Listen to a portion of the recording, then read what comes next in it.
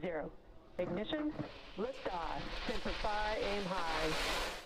Tout d'abord, excusez-moi, je m'appelle Léa Hoops du comté du Delaware en Pennsylvanie. J'avais un rôle de scrutateur le jour de l'élection et j'étais également présente au centre de dépouillement de Chester en Pennsylvanie. Tout d'abord, merci à cette commission et à toutes les personnes impliquées, en particulier le sénateur Mastriano et l'ancien maire Rudy Giuliani.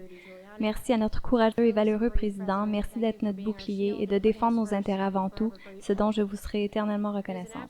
C'est un grand honneur de participer à cette audience et d'avoir enfin l'occasion de parler de ce qui s'est parlé dans le comté du Delaware en Pennsylvanie.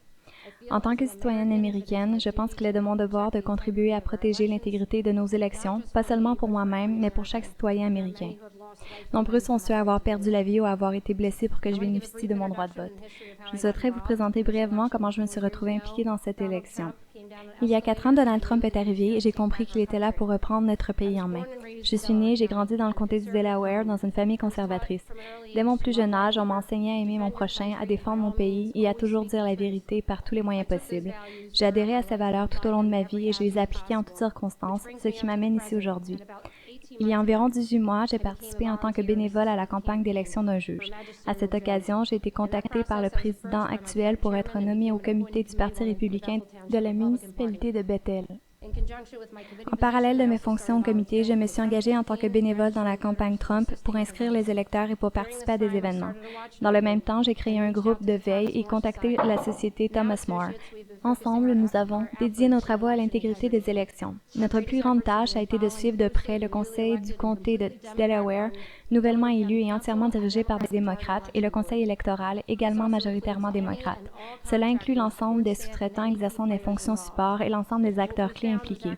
Et ce que nous avons découvert était tout à fait préoccupant. Non seulement l'argent des subventions privées a été utilisé par le Center for Tech and Civic Life, propriété de Google et Mark Zuckerberg, mais il a également servi à financer des stands électoraux. Ces stands étaient situés dans des villes à forte tendance démocrate, notamment Chester et Upper Darby en Pennsylvanie. Dans ce cas précis, l'argent des contributions via la CTCL a été utilisé pour financer du prosélytisme électoral.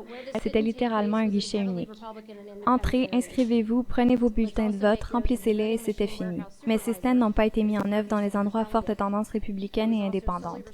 Notons également que le superviseur de l'entrepôt des machines à voter est lié à Bernie Sanders et qu'il est aussi l'unique responsable de tous les scanners V-Card et de toutes les autres machines, malgré une expérience absolument nulle dans ce domaine.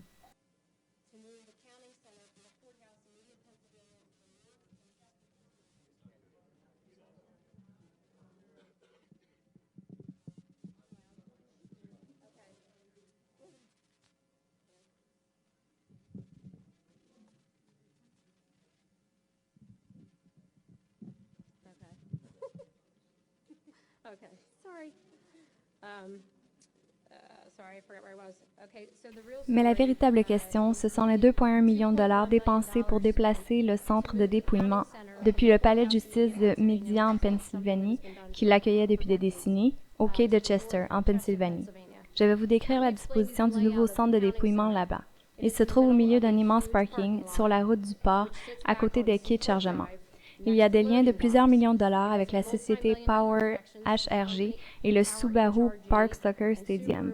Le centre de dépouillement était au premier étage avec plusieurs endroits pour acheminer les bulletins de vote, des entrées et des sorties d'ascenseurs et de nombreuses salles auxquelles les travailleurs avaient accès. J'étais sur place là-bas pendant 3 jours consécutifs.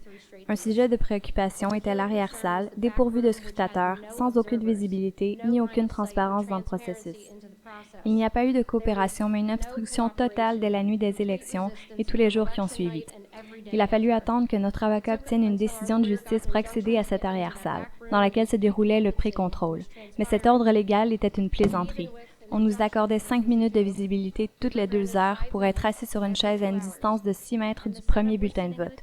J'aurais vraiment souhaité disposer de plus de temps aujourd'hui pour parler avec vous de ce dont j'ai été témoin et de ce que j'ai ressenti à ces moments-là.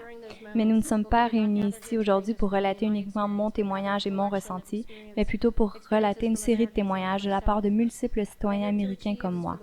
Mon espoir est que le grand public comprenne que nous prenons des risques. Nous avons été intimidés, menacés, harcelés. Nous avons passé d'innombrables heures loin de nos familles, de nos amis et de notre travail. Nous avons signé des déclarations sous serment, accompagnées de peines de parjure en cas de mensonge, ce qui devrait prouver en soi la gravité du problème. Je suis ici pour une seule et unique chose, dire la vérité. Ce n'est pas une question de parti politique. Cela relève de mon pays. Chaque citoyen américain mérite la transparence, la vérité et le droit d'interroger les personnes au pouvoir sans craindre d'être intimidé, harcelé ou violemment rejeté.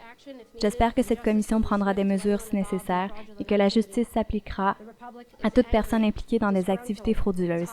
La République est en colère, mécontente, fatiguée, martyrisée, mais prête à défendre ce pays.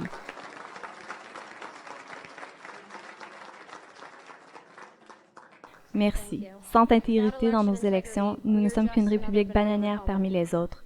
Merci encore une fois pour votre disponibilité, vos contributions et votre dévouement. C'est un honneur d'être ici et de prendre part à ce moment historique. Merci. The very word secrecy is repugnant in a free and open society, and we are, as a people, inherently and historically opposed to secret societies, to secret oaths, and to secret proceedings. We decided long ago that the dangers of excessive and unwarranted concealment of pertinent facts far outweighed the dangers which are cited to justify it.